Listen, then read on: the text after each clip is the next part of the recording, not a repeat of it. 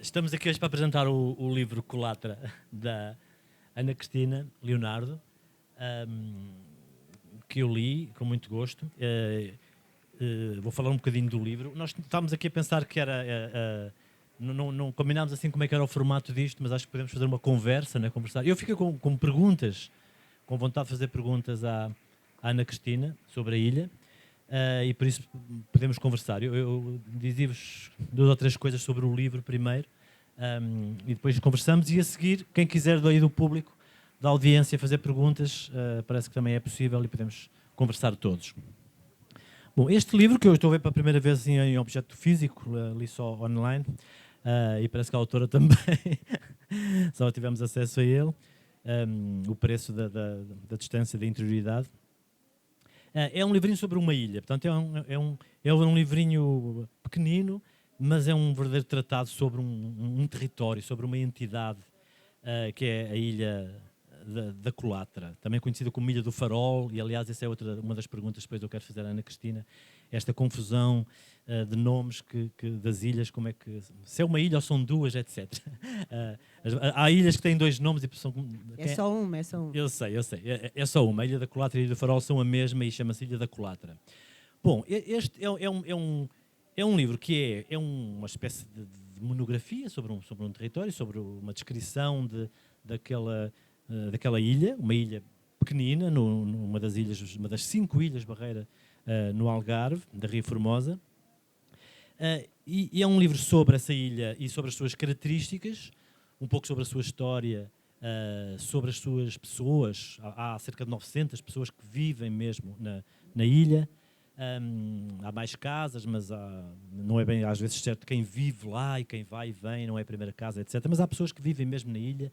E há conversas no livro com essas pessoas que lá vivem, e portanto há testemunhos de pessoas que lá vivem, que vivem há muito tempo e que há várias gerações que a família vive lá e tem histórias antigas para contar da ilha. Há essa dimensão das pessoas, e daí este subtítulo do livro ser Uma Ilha com Gente Dentro, portanto é sobre a ilha, mas é essencialmente sobre as pessoas que vivem lá.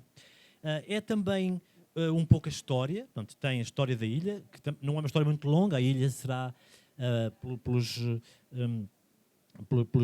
testemunhos, os relatos, as fontes que existem, pensa-se que é habitada desde o século XIX, mas há uma ocupação, digamos, muito precoce da ilha, que tem algo de tristemente engraçado, não é? E tristemente contemporâneo, que há uma ocupação provisória da ilha no século XVI, por parte de um grupo de 500 mulheres que fugiram de Arzila, em Marrocos, por causa da peste.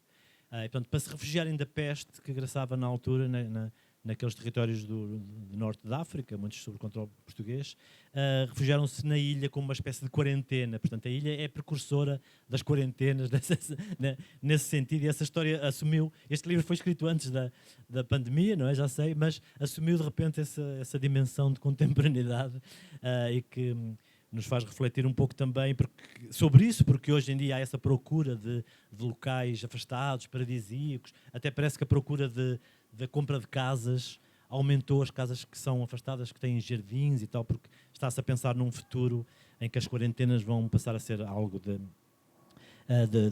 presente na nossa vida, pode continuar, e portanto este tipo de territórios tem mais valor por causa disso. A Culatra também é precursora por causa disso.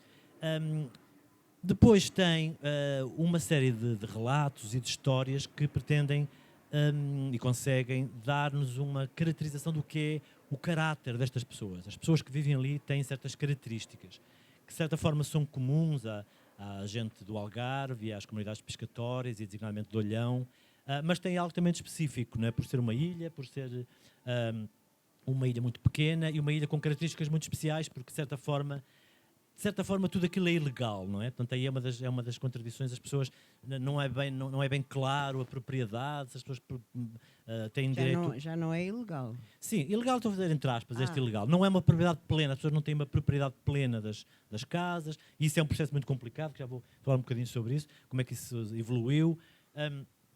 Mas, portanto, as pessoas que ali vivem têm características também específicas, especiais por causa disso, pela situação em si é especial, não é uma situação normal, não é apenas viver numa ilha. E há várias histórias no livro, geralmente narradas pelas pessoas que lá vivem, além de haver também aqui uma consulta de arquivos, etc., que dá essa dimensão mais rigorosa, às vezes, às histórias, enquadra-as melhor, digamos. Há duas histórias que são muito, muito paradigmáticas. Há deste caráter das pessoas e, por outro lado, da sua resiliência em querer continuar a viver ali e serem cidadãos de pleno direito por viverem ali, naquela zona que supostamente não devia ter casas, né, segundo toda a legislação que existiu até há relativamente pouco tempo, e exigirem ser tratados como cidadãos de primeira e exigirem terem todos os seus direitos, como qualquer português, apesar de viverem ali e quererem continuar a viver ali. Uma dessas histórias é o boicote às eleições, que foi feito, isso creio, em 87, não é? Em que, numa altura em que as casas ainda, todo aquele aglomerado de casas na Colatra, não tinham esgotos, não tinham condições mínimas à corrente, creio, na maior parte das Havia casas. pulgas, não é? Pulgas. Pulgas, pronto. Não, o querido pescador. Era só pulgas. Sim, porque não havia também condições de tratamento de lixos, etc. Uma série de condições que já existiam em todas as povoações portuguesas, e geralmente do Algarve, e ali não existiam, precisamente por esse estatuto mais ou menos especial e meio legal da ilha. E as pessoas lutaram por isso, então decidiram boicotar umas eleições e ninguém foi às urnas, e isso foi falado em todo o país, esse dia da Ilha da Colatra.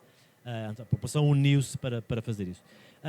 Outro episódio que também é muito paradigmático deste tipo de resiliência da população é a construção do hangar. Também achei muito engraçado essa história. Isso já em 2013, em que a população, porque vivem ali e porque o helicóptero do INEM é muito pesado e não conseguia aterrar naquele território arenoso da ilha, a população exigiu a construção de um hangar para o helicóptero, que era ilegal, portanto todas as autoridades se recusaram, até os ambientalistas, não há uma carta da Quercus a dizer sim, com todas as suas razões e lógica, de facto que naquela zona protegida não poderia haver um hangar, mas a população insistiu que era preciso, porque se há algum problema de saúde grave na ilha, como houve e como depois se veio confirmar que de facto houve e aquilo foi útil, decidiu construir o hangar, construíram eles próprios. Então num dia, entre as 7 da manhã e as 4 da tarde, não é?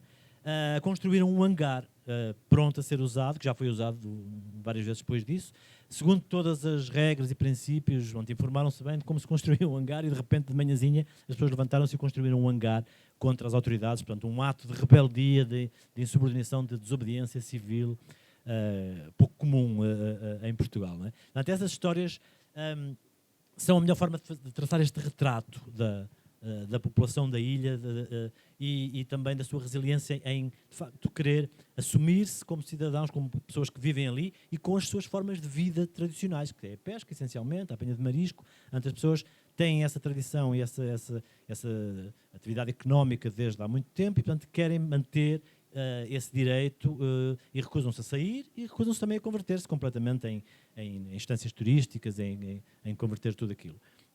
O livro tem várias histórias destas e documentadas com conversas e com relatos de pessoas que vivem lá e com todo o pitoresco e a forma de falar, e portanto isto está muito bem reproduzido nesse discurso direto do livro, a forma como as pessoas contam as histórias, também isso é próprio, é específico daquela zona, e isso dá-nos um retrato muito vivo do que é a ilha. Mas depois o livro tem uma outra dimensão que eu achei muito interessante, e que essa é mais surpreendente num livro que é pequenino e que não tem essa ambição de ser um tratado filosófico propriamente, né? Mas que eu acho que acaba por ser. Portanto, eu pelo menos li dessa forma, ou seja, é de facto uma monografia, é apenas uma descrição daquele pequeno território, sem grande importância económica e geográfica, demográfica, etc., mas consegue dar uma dimensão a retratar os problemas, as características e também as contradições do que se passa, das pessoas e daquilo que fizeram e da situação em si da ilha, que acaba por ter um sentido mais, que ultrapassa a própria ilha, um sentido um pouco até inquietantemente universal. Porque, a certa altura, pensamos que se estivermos ali naquela ilha apenas atentos aos problemas do que se passa lá e às histórias do que aconteceu até com a legalização das casas, etc., o impacto do turismo, tudo isso, aquilo é um pouco o retrato do país, ou seja, podemos pensar o país sem sair da ilha. A ilha é uma espécie, e de certa forma, aquela pequena ilhota é muito parecida com Lisboa em muitas coisas que têm acontecido recentemente, designadamente da pressão do turismo e tudo isso. Como manter, e isso leva-nos um pouco aqui ao tema que eu nem sabia bem que era este título do nosso debate, que no fundo é o tema que está implícito no livro, porque, claro, cria a partir daqui logo um paradoxo incrível, que é universal. A ilha é extraordinariamente bonita, não é? Eu isso sei por testemunho próprio, não é? Não precisa de ler o livro, já a conhecia. A ilha, de facto, e daí, nesse sentido, é um pouco um crime o que estamos aqui a fazer, porque estamos a divulgar um bocado uma espécie de paraíso que só alguns conhecem, não é? Que quanto mais pessoas forem lá, portanto, essa é a contradição do turismo. Quanto mais pessoas a conhecerem, mais a estragam, em princípio, mais esse paraíso se vai perdendo. A ilha, por ser tão bonita, aquilo são praias, quem conhece sabe, são provavelmente as melhores praias do mundo, não é? Não haverá assim algo como aquilo. A ria é lindíssima, a viagem para lá é lindíssima. Bem, toda a ilha é de facto um paraíso. Não vão. Pois, não estamos a contribuir muito para isso aqui. Mas o facto de ser um paraíso é a sua tragédia, não é? Mas isso no fundo, é também aquilo que pode dizer uma pessoa muito bela. A minha tragédia, a minha infelicidade é ser tão bela, não é? Porque assim não posso viver a minha vida em paz, a beleza é a minha infelicidade. A ilha é um pouco isso, é bela demais para deixarem estar em paz, viver em paz.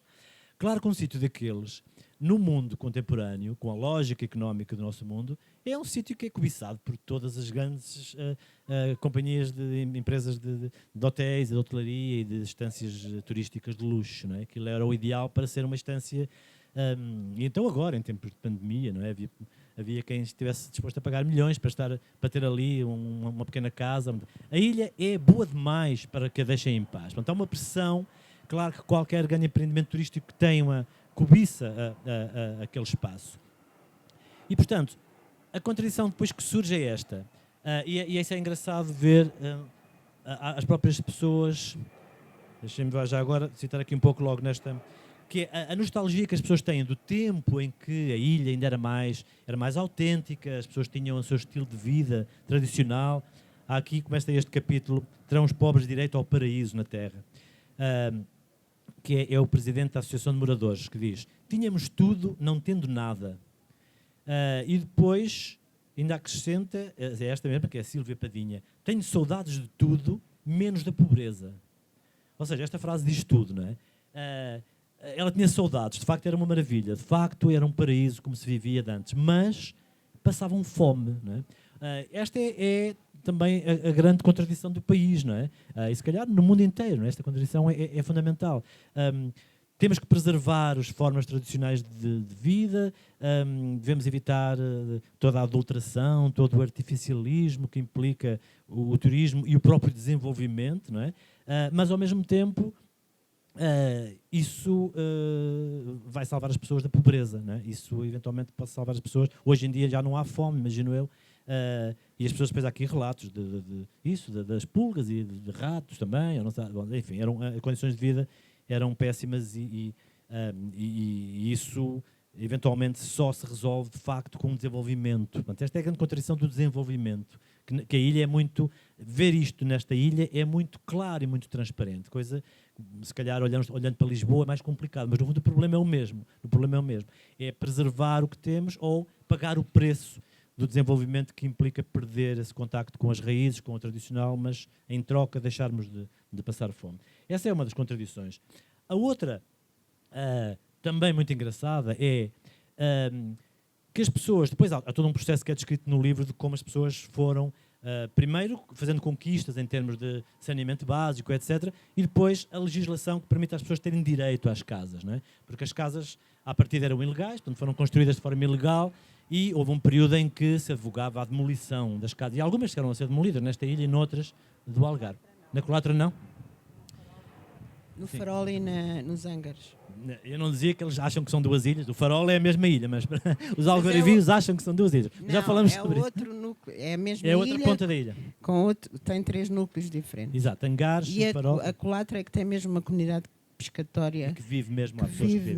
mesmo, há 100 anos que vivem lá. No Farola são quase tudo casas de férias ou segundas habitações, não é? Não há ninguém que viva mesmo ali. Há gente que vive, mas não há uma comunidade residente como há na Colatra. Aliás, isso é um dos problemas que se põe em relação à demolição de casas e não demolição. Exato, tem que haver regras iguais Sim. para todos e como é que se define se a pessoa vive ali ou não. Bom, mas isso é um processo, de facto, já leva uns anos, em que as pessoas lutam por esse direito de ter as suas casas, porque há pessoas que nasceram lá, não é? E a casa tem a sua casa e querem ter o direito de lá viver e que a casa não seja demolida, porque não fizeram nada de errado nem ilegal, a seu ver, a pessoa que nasceu ali. Mas, ao mesmo tempo, há um outro valor que pesa, que é o de facto, preservar a zona protegida, as pessoas não terem direito pleno àquelas casas, não fazerem daquela zona o que quiserem, e para aquilo é muito regulado, tem que ter muitas regras. Uma delas é que as pessoas têm o direito de usufruto das casas, não é? Mais ou menos assim, em termos jurídicos, não sei explicar isto bem, mas a pessoa tem o direito ao usufruto, mas não à propriedade plena, e, portanto, só pode transmitir a casa aos seus herdeiros se os herdeiros viverem lá. Portanto, se o herdeiro for viver para outro sítio, perde direito à casa.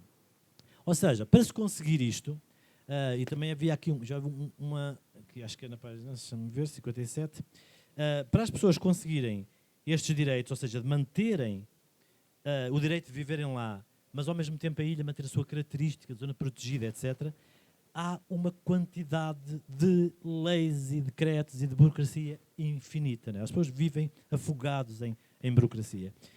Diz aqui planos, decretos, leis, autorizações e organismos, independentemente da vontade pela sua gênese, tal. Bem, tem aqui uma descrição, são inúmeros, da quantidade de leis e regras e a quantidade de entidades também. A Sociedade de Polos Litoral Ria Formosa, S.A., Instituto de Conservação da Natureza e da Biodiversidade, Administração da Região Hidrográfica do Algarve, Comissão da Coordenação e Desenvolvimento Regional do Algarve, Câmara Municipal de Faro, Instituto Portuário dos Transportes Marítimos e Capitania do Porto de Olhão, etc. Portanto, não há ninguém submetido a tanta burocracia como estas pessoas que querem manter aquela zona livre e protegida. Ou seja, o que não deixa de ser mais uma contradição, se nós pensarmos que a única forma de mantermos a nossa liberdade selvagem é com burocracia. Não é? É aquilo que nos protege, é a burocracia, e que nos permite manter-nos livres. E, ao mesmo tempo, a pessoa mergulhada, afogada em burocracia, também não consegue, a liberdade também se vai às ortigas. Não é? Portanto, esta é outra contradição que também é universal, e na ilha é muito clara e nós podemos ver isso. A outra contradição, só uma terceira para concluir, mas há muitas, seria a da injustiça. Por isto que vos disse, que as pessoas, para terem direito às casas, têm o direito durante 30 anos e têm o direito apenas de transmitir aos filhos desde que eles vivam lá. Aliás, há uma moradora que é citada no livro que se queixa disto. Diz, para manter a propriedade da minha família, para transmitir aos meus filhos, eles têm que viver cá. Mas como é que eu consigo convencer os meus filhos a viverem cá? Uma vez que não há atividade económica, não há nada, claro que os jovens vão querer sair da ilha. E, portanto, se eu não os conseguir manter cá na ilha, eles perdem o direito à casa. Ou seja, eu sou discriminado em relação a outro cidadão qualquer do país, porque qualquer pessoa tem direito a dispor dos seus bens e eu não tenho. Eu só se consigo convencer o meu filho a ficar na ilha é que mantenho a propriedade, senão perco o direito à propriedade. E, portanto, isso introduz aqui uma discriminação, uma injustiça radical entre estas pessoas. Ou seja, estas leis criadas para proteger estas pessoas e contra a discriminação de que são alvo, acaba por introduzir uma nova discriminação. As pessoas, para serem especiais, para terem este direito especial, acabam por ser discriminadas em relação aos outros cidadãos do país. E, portanto, isto transforma este livro de uma monografia sobre uma ilhota num tratado filosófico e político até. Né? Eu, pelo menos, leio assim, porque se lermos as entrelinhas, apesar disto não estar explícito desta forma, como eu estou a dizer. Portanto, isto apenas está a descrever estes problemas da ilha, com testemunhos dos locais, mas, de facto, faz-nos refletir nestes problemas que são problemas universais e que são problemas da cidade de Lisboa e do país. E, portanto, é como nós na ilha podermos... Não precisamos sair da ilha para pensar sobre o país. Bem, mas eu, então, começava a conversa, porque a Ana Cristina está ali mortinha por falar. Já falei demais. Ela é que sabe, não é? Porque ela escreveu um livro, poucas páginas, mas sabe muito, até porque vive lá perto e é algarvia. Imagino que conheça muito bem a ilha e arredores. Então, antes de mais, eu queria começar por lhe perguntar isto, que já falei há pouco, e que de facto é algo que sempre me surpreendeu quando vou ao Algarve, quando fui conhecer.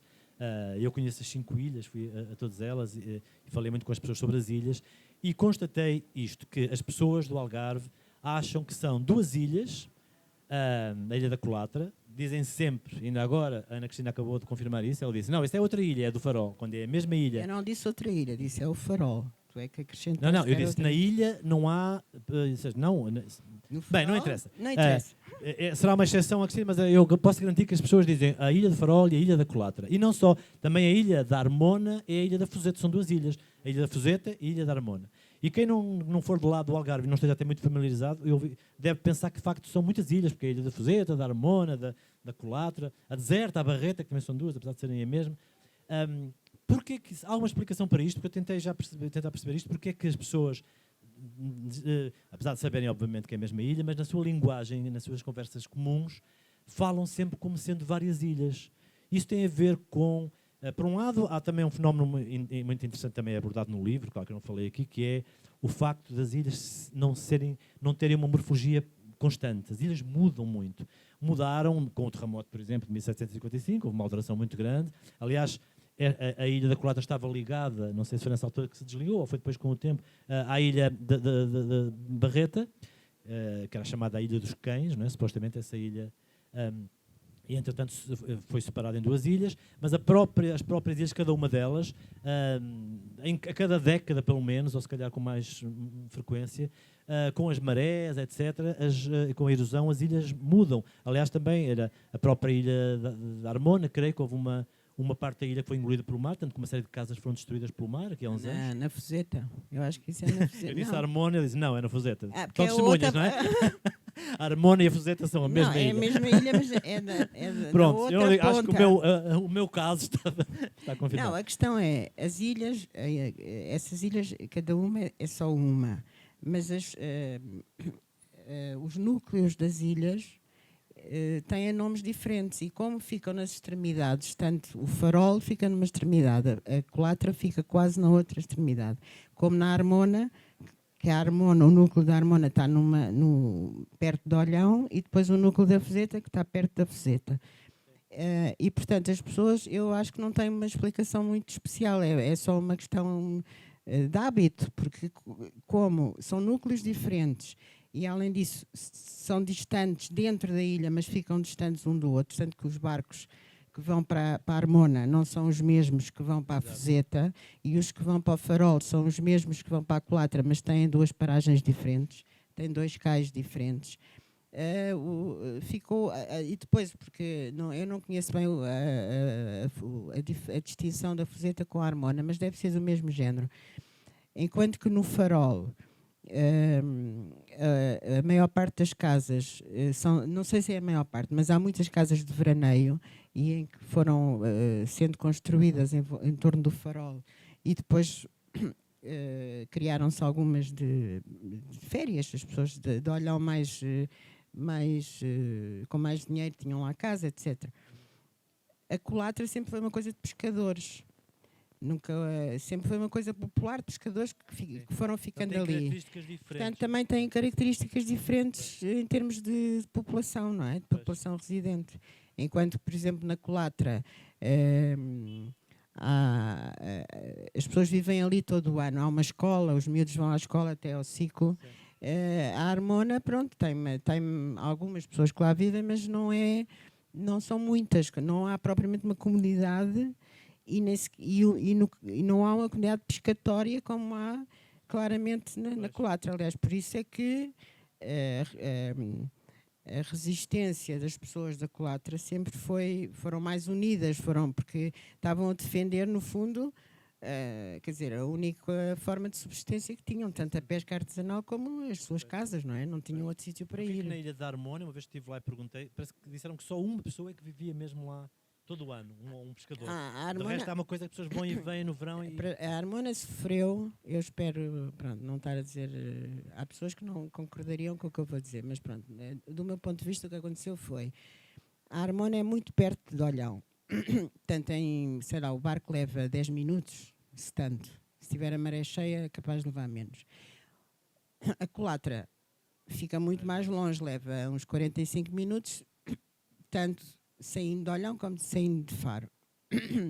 O que acontece é que a pressão, a seguir ao 25 de Abril, quando começou, uns anos depois, quando começou a haver uma pressão de construção, o que é que as pessoas faziam? Pegavam nos barcos, metiam materiais de construção dentro dos barquinhos e levavam para a Armona, porque a Armona fica ali a 10 minutos. E começaram a construir. Tanto que, pessoalmente, eu acho que a Armona era mais bonita, porque a Armona era uma ilha com árvores e verde. E a Colatra e o Farol sempre foi uma ilha de areia, não tem muita vegetação. A vegetação que tem está ligada às casas, não tem muita. E, portanto, a pressão na Armona foi muito grande porque era muito fácil chegar à Armona e construir.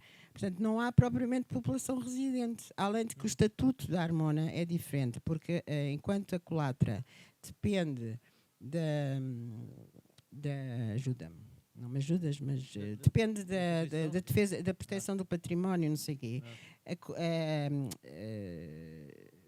A Armona depende da Câmara Municipal. Portanto, tem regulamentos completamente diferentes. Mas na Armona não me lembro. Eu, quando era criança, ia mais para a Armona do que ia para a Colatra ou para o Farol, justamente porque é muito perto, porque é apanhar o barco e sair logo ali. Mas não me lembro. Aquilo tinha um restaurante, que acho que ainda está lá, que era o restaurante do Tolinhas, tinha meia dúzia de casas e depois tinha uma coisa de Orbitur, uns bangalôs, e não tinha mais nada. A última vez que eu lá fui, que foi, sei lá, há 10 anos, confesso que fiquei um bocado assustada e não estive lá muito tempo, porque as casas vão até à costa do cais de desembarque da Armona até à costa são, sei lá, 40 minutos a andar. A ilha ali é muito larga, portanto, a construção foi excessiva ali e não há, quer dizer, provavelmente agora há gente que vive lá, mas não era uma ilha ocupada como nem tinha uma comunidade como tem a Colatra. É que esta especificidade da Colatra torna mesmo a ilha uma coisa... eu percebo que as pessoas da Colatra têm uma atitude um bocadinho diferente, porque realmente aquilo é como se fosse uma aldeia. Portanto, as pessoas nasceram ali, vivem ali, têm viveiros que eram da família, têm o barco que era do avô, portanto as pessoas são dali mesmo. E de facto, como tu dizes, aquilo é uma espécie de paraíso ao sul, não é? Eu creio que para aí até há uns 10 anos, talvez, era muito pouco conhecido, portanto a pressão era pequena, mas a partir do momento em que começou a ficar conhecida, a pressão é muito grande. Por um lado, em termos de comércio e de restauração e essas coisas, dá jeito os turistas, mas por outro lado, como eu cito inclusivamente no livro, as pessoas começam a ficar um bocado cansadas daquilo, porque é demasiada gente. Tens que fazer como se propunha para Veneza. Tens um número de clausos, a partir daqui não entram. Pronto, vão-se embora para a terra. Pois até, e mesmo agora, mas até há pouco tempo, de facto, no Algarve era incrível como o Algarve estava no verão com tantos milhares de turistas em todo o lado e de repente havia aquele paraíso que ninguém conhecia. Aliás, as várias ilhas, não é? Não tinham ninguém, é uma coisa desconhecida. Mas pegando no que estás a dizer da contradição, o problema é massificamos, não é? Esta ideia da viagem, de viajarmos e de conhecer sítios. E depois queremos sítios cada vez mais autênticos. E depois, quando começamos a chegar aos sítios cada vez mais autênticos, os sítios que eram autênticos deixam de ser autênticos. Porque nós estamos lá. Porque nós estamos lá. E portanto, isto eu francamente, acho que não tem solução. Mas então essa é a minha pergunta a seguir a essa. Onde é que está o equilíbrio justo disso? Ou seja, na perspectiva desta ilha, já não falando de uma cidade, é mais complexo, mas aqui, que é uma ilha, de facto, paradisíaca e que atrai, portanto, os turistas só não iam lá porque não sabiam, né? Ninguém lhes dizia, guardavam um segredo. A partir do momento que alguém começou a dar com a língua nos dentes, aquilo, pronto, perde-se. E claro que vai haver a pressão para haver investimentos ali não é só os pequenos restaurantes, é construir grandes hotéis e grandes estâncias de luxo, de certeza que é isso que se os deixassem fariam, né? Grandes empresas de turismo. até onde é que se deve ir, onde é que está o equilíbrio justo entre permitir que aquilo se desenvolva na perspectiva do bem-estar das pessoas que lá vivem e ao mesmo tempo preservar o seu estilo de vida tradicional, a sua autenticidade e a sua autenticidade até como destino turístico, não é? Bom, eu acho que as pessoas ali da Colatra têm conseguido manter algum equilíbrio, apesar de eu acho que elas estão a ficar um bocado fartas. Por exemplo, eu sei que este verão, eu não fui lá, mas sei que este verão, com a pandemia, os portugueses não podendo sair, não é? Resolveram ir conhecer Portugal e, portanto, resolveram ir para a Colatra. Então, acho que a invasão da Colatra este verão, paradoxalmente, foi maior do que o ano passado. Portanto, eu sei que uma das pontas da ilha, a que fica em frente à Armona, eu no outro dia estava a ler uma coisa da Associação dos Moradores, estava cheio de lixo. É uma ponta onde raramente as pessoas vão, porque ainda se tem que andar bastante pelo areal. Portanto, eu acho que a Associação dos Moradores tem conseguido... primeiro resistiu à tentativa de transformar aquilo num resort turístico e correr de lá com as pessoas. E como eles dizem, atualmente nós não somos índios, ou seja, eles não estão ali como, não são uma reserva de índios, como há umas no Brasil que a gente vai lá ver os índios, não é? Os índios estão ali e depois as pessoas vão lá ver os índios. E, portanto, eles têm a ideia clara de que e noção de que não querem ser uma reserva de índios. Eles conseguiram uma coisa que eu acho fantástica, que conseguiram, através da Universidade do Algarve, conseguiram ser financiados a um plano europeu de preservação de ilhas, e eles conseguiram vencer um desses concursos para conseguirem autossuficiência energética, etc. Eu acho que o caminho passa muito por aí, porque em termos de preservação da natureza, ninguém está mais interessado em preservar a natureza do que as pessoas que lá vivem. Agora, quando, por exemplo, situações, algumas falei, outras não, ou em pormenor, situações caricatas como queriam pôr uma reserva de cavalos marinhos. E chegou lá não sei quem e pronto, e pôs, uma forma de expressão, pôs uma linha à volta dentro d'água e aqui é para cavalos marinhos. E no sítio dos cavalos, onde eles estavam a pôr os cavalos marinhos... E ostras também, não é? Também não, as ostras, as ostras nem sequer a preservação da natureza, as ostras é negócio puro e duro. Pois. Mas aqui era a preservação dos cavalos marinhos. O que é que aconteceu? Grande parte daquela área onde eles queriam pôr os cavalos marinhos era de pesca artesanal, portanto era usada pelos pescadores locais para pesca artesanal. O que acontecia? A área de pesca ficava cada vez mais reduzida. Ora, tu não podes dizer às pessoas, sim, têm em casa, fiquem, e depois retira-lhes a forma de sustento, porque aí as pessoas a única coisa que têm, a alternativa é dizer aos turistas para irem, porque já não têm formas de subsistência. Bom, a associação neste caso conseguiu pôr a reserva dos cavalos marinhos numa outra zona, quer dizer, há aqui tem que haver uma colaboração, um compromisso, porque senão aquilo, em relação às ostras, é mais grave, porque as ostras não têm nada a ver com preservação, são empresas enormes, algumas francesas, outras portuguesas, que chegam ali e põem viveiros de ostras. Portanto, aquilo tem viveiros da ameijoa, embora também já tenha viveiros de ostras locais, mas tem ameijoa. Que eles começam a ocupar terreno, ocupam a ria, neste caso, ali a zona da ria, e as pessoas ficam... roubam aquilo que as pessoas têm que ter para poder subsistir, porque senão não conseguem, vivem de quê? Pois, mas sendo que essa economia de subsistência, né, também levava à fome. Ou seja... Não, calma. Esta economia de subsistência levava à fome, mas já há largos anos que não se passa fome na ilha, ou seja,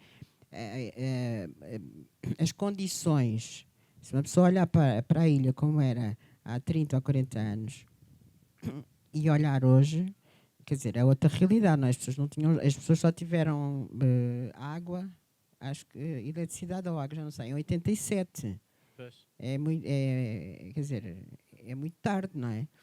Não, eu estou a mentir. Em 87 tiveram ou água ou luz, já não me lembro, e só em 2011 ou não sei o que é que tiveram outra coisa, já não sei se é água, se é a luz. Portanto, as pessoas conseguem não há miséria como havia. E as pessoas conseguem viver, as que vivem do marisco e da pesca. Aliás, eles têm uma comunidade de jovens pescadores de pesca artesanal, acho que é a maior do país. O problema é que, se não se investe nisto a longo prazo, aquilo desaparece, não é? E depois, juntando a isto à pressão turística, agora, se não os aborrecerem, se não os chatearem, os colatrenses sobrevivem, não sobrevivem na miséria, conseguem sobreviver. A questão é que depois estão sujeitos, como tu viste aí, eu nem sei como é que eles se aguentam, porque eles estão sujeitos a 500 mil regulamentos diferentes, entidades diferentes, têm que responder A, B, ou C ou D. Portanto, nesse aspecto, eu acho que aquela associação de moradores é louvável, porque são eles que tratam interpretam para as pessoas. Sim, porque há ali gente que não sabe ler nem escrever, não é? Portanto, é preciso doutoramento em Direito para perceber. Sim, é preciso ter apoio qualquer jurídico para perceber o que é que se passa ali, não é? Pois. Agora, eu não sei, eles desconfiam muito que há, e parece que houve de facto umas ideias de uns resorts ecológicos, depois são sempre ecológicos, não é? Correm com as pessoas, mas depois é sempre ecológico. Para ali. Como aquilo está numa zona protegida, é um bocado escandaloso irem fazer isso, porque tirar as pessoas para depois para lá um resort, por muito ecológico que seja. Portanto, eu acho que aquilo durante os 30 anos, que são os 30 anos que eles têm para manter as casas, talvez eles se aguentem.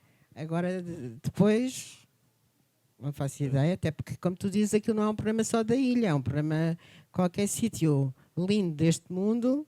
Exato. Há sempre alguém que vai lá e começa pois.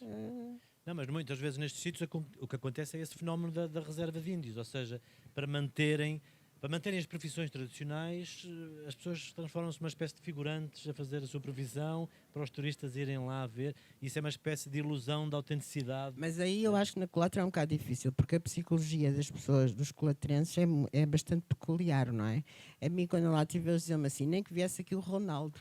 Alguém ia pedir autógrafos, era o que faltava. A gente não pede autógrafo, nem ao Ronaldo, quanto mais o Ronaldo é assim, pronto. Porque são orgulhosos. Não, porque eu acho que é muito... As pessoas do mar, eu acho que têm muito essa filosofia. O mar é uma coisa tão democraticamente violenta ou não violenta. Para todos igual. Para todos igual. Que esta coisa social do respeito e não percebem.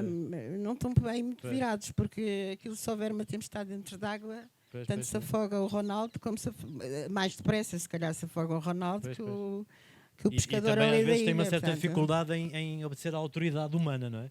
Claro, por isso é que essa história extraordinária terem do Raul Brandão, que não sei que fala não compreendem os tribunais, agentes de olhão. Sim. Não percebem as decisões dos tribunais. Sim, mas essa história, por exemplo, de terem ido construir o hangar para os helicópteros, eu acho uma coisa, eu lembro-me de ter lido isso na altura e ter achado aquilo, quer dizer, construir uma casa clandestina, já toda a gente viu o que se faz.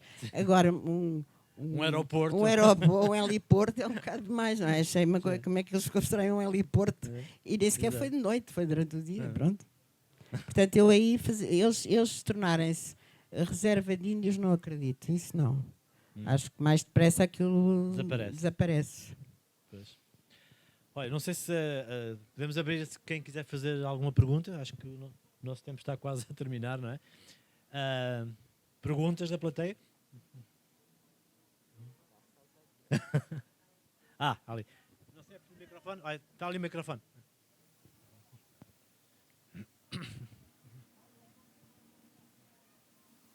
Sim. Boa tarde.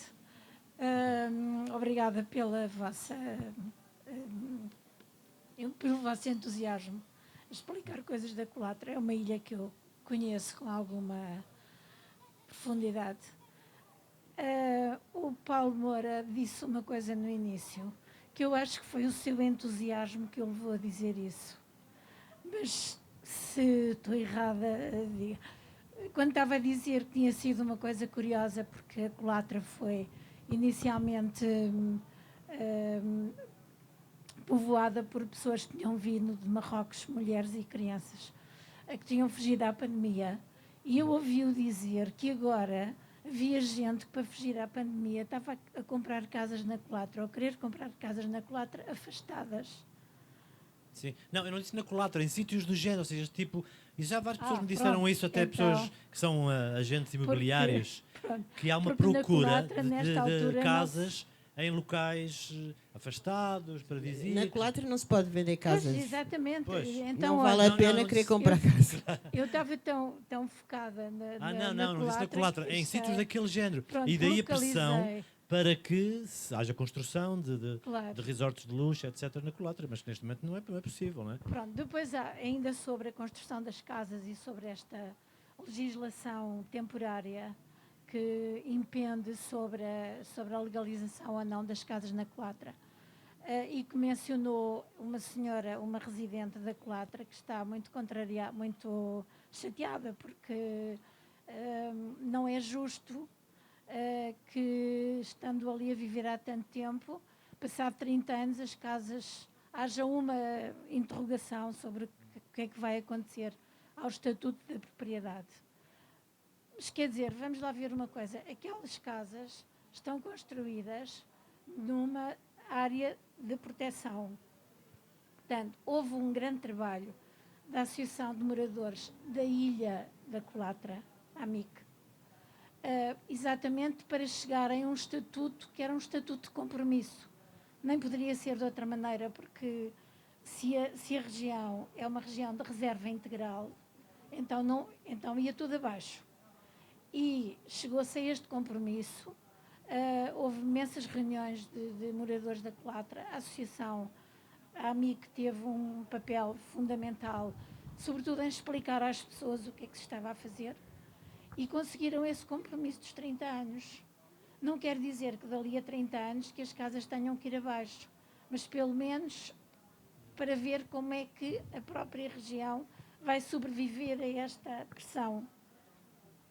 Mas eu posso só, sim, claro. o que essa senhora me referiu, não tinha, o que ela incomodava era a questão da passagem de propriedade, ou seja, eu tenho ali uma casa, posso deixá-la aos meus filhos, mas eu só posso deixá-la se os meus filhos forem residentes da ilha, pronto. E a questão que a senhora colocava, que obviamente é uma questão legítima e que eu limitei-me a transcrever, porque é uma opinião, ela questionava porque é que, se eu tiver um prédio ou um andar, não interessa, em Olhão, eu morro e o meu filho herda. Olhão é uma zona urbana. Claro, mas eu não sequer estou a discutir eu não estou a discutir juridicamente o conteúdo. Estou a dizer que é uma das questões que algumas pessoas levantam, e neste caso é uma pessoa com uma senhora concreta, que aliás os pais já eram da ilha, os avós já eram da ilha, e ela questiona isso. Claro que ali há uma solução de compromisso, como é evidente, e a associação tentou, pronto, entre ir tudo abaixo ou ir muita coisa abaixo e conseguir-se esta solução dos 30 anos e da passagem do testemunho a familiares residentes, é uma solução, eu, na minha opinião, acho uma solução inteligente, mas isso não deixa, não apaga o facto, e eu não estou aqui, o livro não é a minha opinião, o livro pronto, eu transcrevo, Claro. algumas pessoas dizem A, outras dizem B.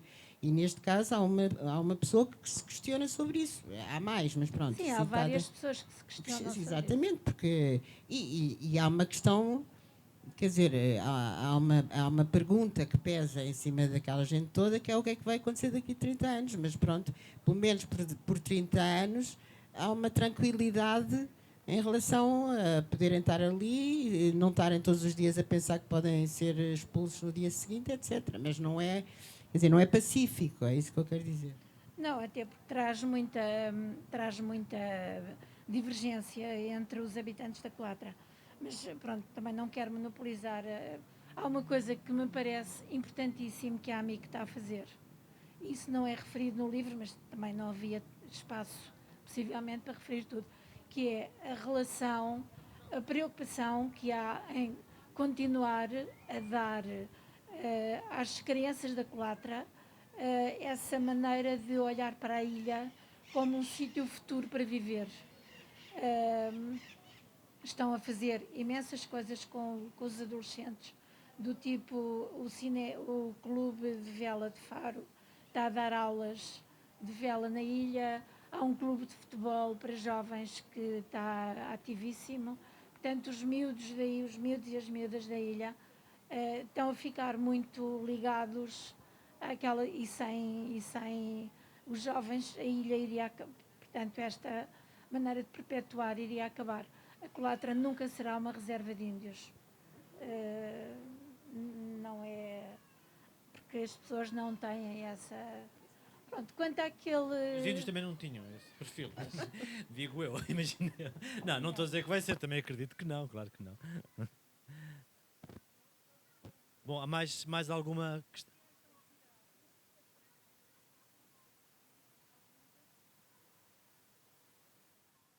As próprios habitantes, é? Pois.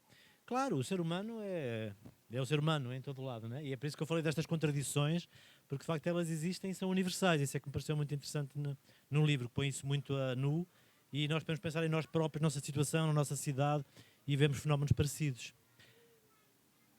Mais perguntas?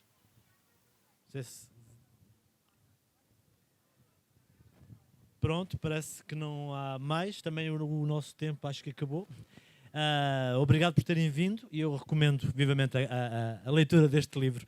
É mais um relato sobre Portugal, uma zona que, outra contradição, ao mesmo tempo não queremos divulgar para que não vão lá e ao mesmo tempo temos a obrigação de divulgar porque é tão bonito. Obrigado. Obrigado.